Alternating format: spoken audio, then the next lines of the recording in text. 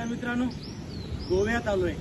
ही मागे सगळी गोव्याची जी संपत्ती आहे, नारळाची झाडी आहे, आणि त्या नारळांच्या झाडांच्या साक्षीनं तुम्हाला एक दोन तीन तुकडे मला ऐकवायची इच्छा आहे. मागे मी मथुरेला गेलो होतो, तर मथुरेला सगळं बघितलं तिकडचं, पण घरी आल्यानंतर 7-8 दिवसाने अचानक कविता स्फुरू लागल्या आणि ती कवितांची सिरीज मी लिहिलेली आहे. त्यातल्याच काही तुकडे मी तुम्हाला ऐकवणार आहे. कृष्ण 3 तुकडे. मथुरेला गेलो, म्हटलं कृष्ण कुठं आहे? मथुरेला गेलो, म्हटलं कृष्ण कुठं आहे? बोलवा जरा, सांगा, मी भेटायला आलो. मथुरेला गेलो, म्हटलं कृष्ण कुठं आहे? बोलवा जरा, सांगा त्याला, मी भेटायला आलोय. तर उरलेले लोक म्हणाले कृष्ण आता इथे राहत नाही. तर उरलेले लोक म्हणाले कृष्ण आता इथे राहत नाही. आता इथे बासरीचे सूर घुमत नाहीत. आता इथे बासरीचे सूर घुमत नाहीत. कृष्ण गेला, सोबत गोपीही गेल्या. कृष्ण गेला, गोपी गेल्या, बासरी गेली, गायी गेल्या, सोबत कृष्णाची मथुराही गेली. आता यमुनेचं ते पाणी नाही, सगळं वाहून गेलंय. आता नवं पाणी आणि नवी मथुरा. पण असं म्हणतात, जो भेटण्याची तहान घेऊन येतो, पण असं म्हणतात, जो भेटण्याची तहान घेऊन येतो त्याला कान्हा भेटल्याशिवाय राहत नाही. त्याला कान्हा भेटल्याशिवाय राहत नाही. मग मी घरी आलो आणि आरशात पाहिलं. घरी आलो आणि आरशात पाहिलं तर चेहऱ्याच्या जागी एक मोरपीस, चेहऱ्याच्या जागी एक मोरपीस. Wow wow wow. याच्यातला दुसरा तुकडा आहे.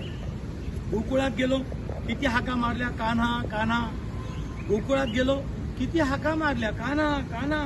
कुठं गेल्या कुणाच ठाऊक. गोपींना विचारलं, कुठे आहे गो पोरींनो तुमचा सखा?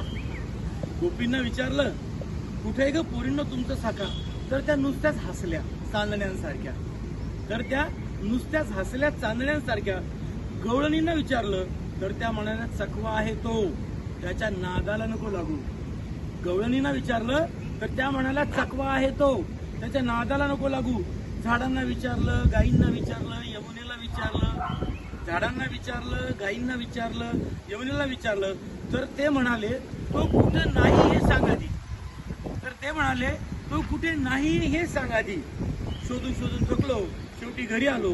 तर शेजारचे म्हणाले, तुमच्याकडे कुणीतरी येऊन गेलं. तर शेजारचे म्हणाले, तुमच्याकडे कुणीतरी येऊन गेलं, तुमच्यासाठी एक लिफाफा दिलाय. तुमच्यासाठी एक लिफाफा दिलाय. लिफाफा उघडला तर आत एक मोरपीस आणि लिफाफ्यावर लिहिलेलं प्रिय पेंद्यास. काय बात, क्या बात, क्या बात. लिफाफ्यावर लिहिलेलं प्रिय पेंद्यास. कृष्ण 3.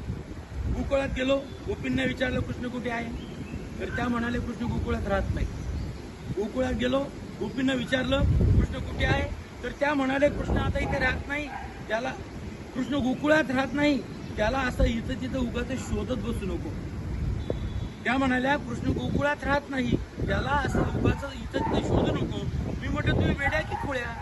मी म्हटलं, तुम्ही वेड्या की खोळ्या? तर म्हणतात, कशा? कृष्ण गोकुळात राहत नाही.